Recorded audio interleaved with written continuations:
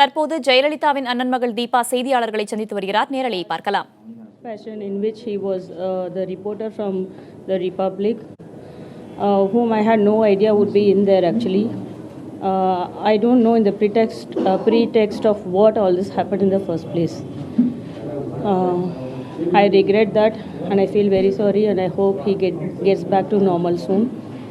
And I request the government of Tamil Nadu to immediately step in and take responsibility and action over the undue attack on the journalist.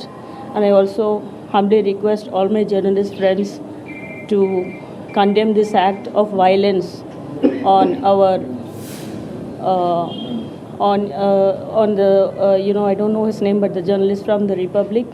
And please do not take this very lightly. This happened inside the premises of Vedanilayam, the residence of our former Chief Minister, who had great regard and esteem for journalists in the first place, and it happened right in front of my eyes. I wanted to lodge a complaint on this in the first instance to the police who were available there, but they refused. Tamil நான் சொல்கிறேன், they refused to take my complaint. நாளைக்கு நீங்கள் ஸ்டேஷனுக்கு வந்து complaint கொடுங்க. அவரை அடித்ததை நான் கண்ணால் பார்த்த விட்னஸ், நான் கம்ப்ளைண்ட் கொடுக்குறேன்னு சொன்னேன். நான் அதை தடுக்க போனபோது தான் என்னையும் தாக்குனாங்க. அது மட்டும் இல்லாமல் இன்றைக்கி இந்த நிகழ்ச்சி நடந்ததுக்கு என்ன காரணம்னே தெரியல. காலையில் 4 மணிலேருந்து என்னுடைய சகோதரர் தீபக் எனக்கு ஃபோன் பண்ணிக்கிட்டே இருந்தார். ஏதாவது அந்த மாதிரி ஒரு நேரத்தில் கால் பண்ணதுனால எமர்ஜென்சியாக ஏதாவது இருக்குமோன்னு தெரிஞ்சுக்கிற ஒரே எண்ணத்தோடு தான் நான் பேசினேன். என்னன்னு கேட்டதுக்கு, இல்லை எனக்கு வந்து ரொம்ப வருத்தமாக இருக்குது, இப்போ அம்மாவும் இல்லை அத்தையும் இல்லை, நீ வந்து என் கூட நின்று அங்கே வந்து கார்டனுக்கு வந்து ஒரு சின்ன பூஜை ஒன்று பண்ணணும், உன்னால் வர முடியுமா அப்படின்னு கேட்டார். இல்லை என்னால் வர முடியாது, அங்கே வந்தால் உள்ளே விட மாட்டாங்க, இதெல்லாம் எனக்கு வேண்டாம், நான் வரமாட்டேன்னு தான் ஃபஸ்ட் சொன்னேன். I refused to come when he invited me to come and perform some puja, on the pretext of which he had actually called me over there. And I didn't know, I had no idea. I am terribly shocked in the first place, and I'm very much sure this was a coup attempt by Sashikla, Dinakaran and all of them also with Deepak, who has played a major role in this right from the first. I think the days when she was admitted also, he had actually claimed that he was there, but he never came out to the media, or he never had any concern to ever come out and say what was happening to her.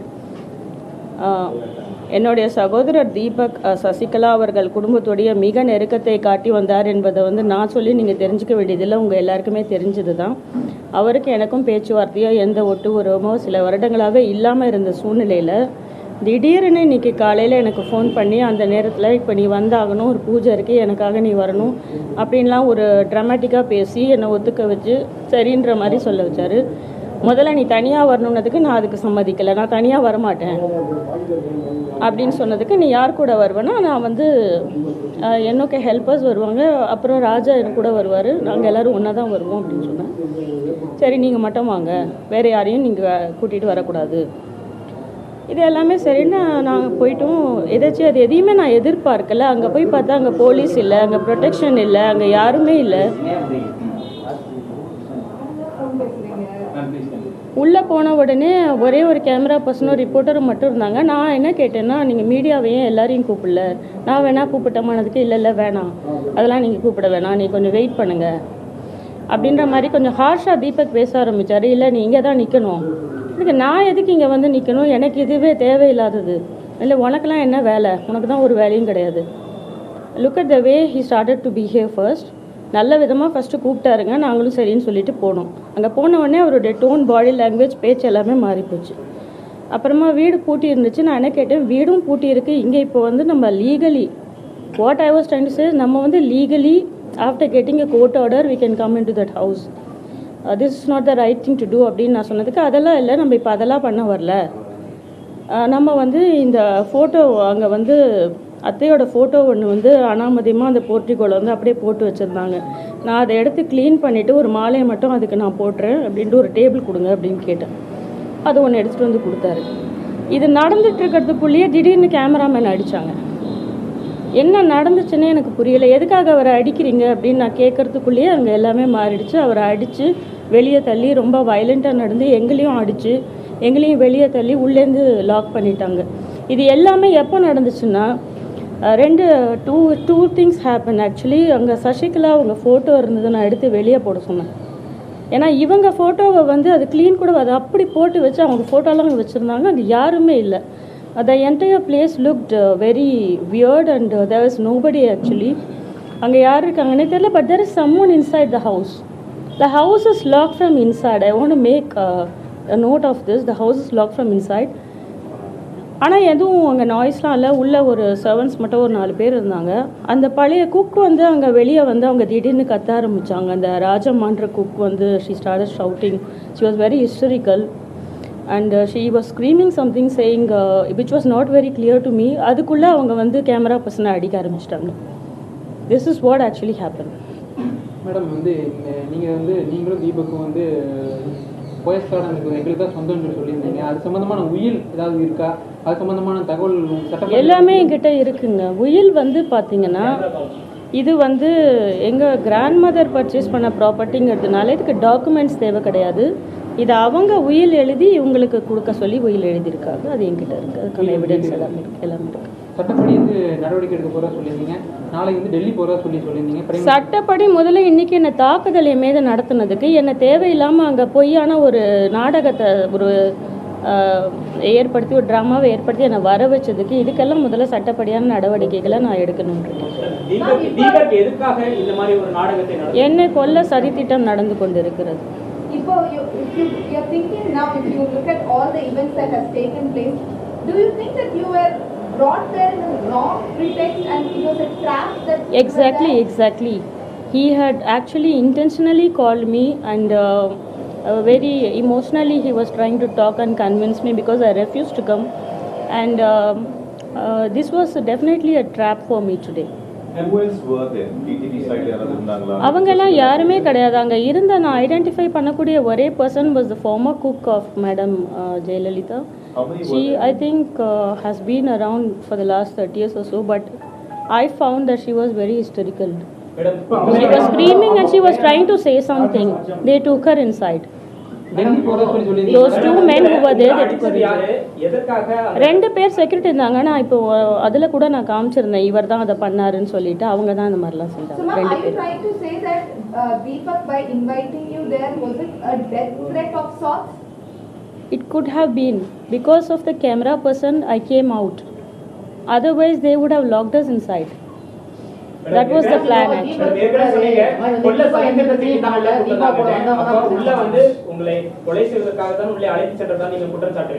தாக்குதல் என்னை எதுக்காக இன்னைக்கு அங்கே first வரவழைக்கணும்? எனக்கு இப்படி ஒரு பிளானே இல்லை. என்ன அங்கே வரவழைச்சதே சட்டப்படி தவறு. இது மாதிரி ஒரு பொய்யான ஒரு பூஜை இருக்குது அப்படின்னு ஒரு பொய்யை சொல்லி என்னை வரவழைச்சது தவறு இல்லையா?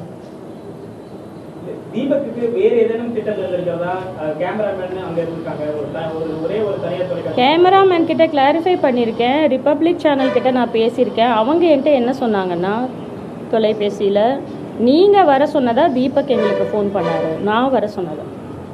You have to make a note of this. நான் யாரையும் வர சொல்லலை. அவங்க இருந்தது எனக்கு தெரியாது.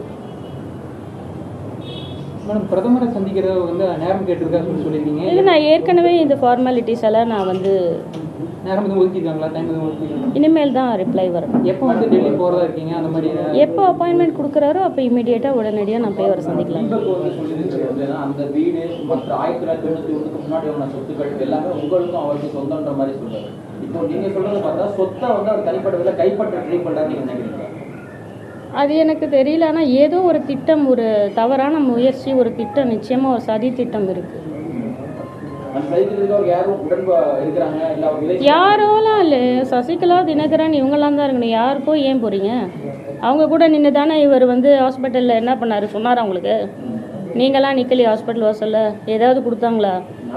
என்ன எவிடன்ஸ் கொடுத்தாங்க? நான் கூட இருந்தேன், கையெழுத்து போட்டேங்கிறாரு. ஏன் அப்பயே மீடியாவில் வந்து நீ கொடுக்கல? அந்த குடும்பத்தோட ஒரு ஒட்டி உறவாடிக்கிட்டு இருக்கிற ஒரே காரணத்தினால தான் நான் அவரை விட்டு இவ்வளோ ஆண்டு காலமாக விலகி இருக்கேன். உங்ககிட்ட உயில் இருக்குது பற்றி சொல்லியிருந்தீங்க. இதை வந்து உங்கள் தம்பி சகோதரருக்கு அது தெரியுமா உங்ககிட்ட உயில் இருக்குது? அதை பற்றி எனக்கு தெரியாது. அவருக்கு என்ன தெரியும் நீங்கள் அவரே கேளுங்க. Are you now அவர் நிதானமாக இருந்தால் அவரை கேளுங்க. ஏன்னா இன்றைக்கே அவர் நிதானத்திலேயே இல்லை.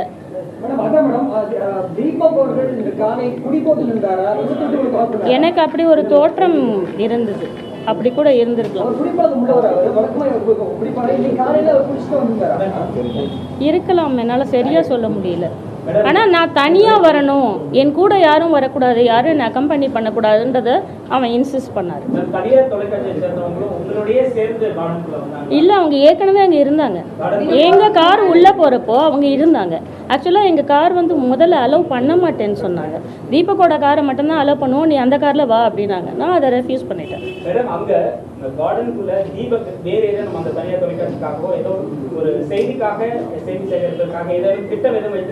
செய்தியை சேகரிக்கிறதுக்கு அவரே வச்சு அடிப்பீங்களா? உங்களே வர வச்சு உங்களை அடிப்பாங்களா? அப்படி தெரியலைங்களே. Will you now be taking any steps formally for claiming Poyas Garden residence? I already have. So your It is not for the purpose of staking claims on the property. My aim is to stake claim on the legacy of my aunt. For the legacy, that includes everything, including the party of which she was the supremo, and all her esteemed, valuable belongings, whatever that she cherished, anything it could, including the properties. In practical terms, yes, you are going to stake claim for her legacy.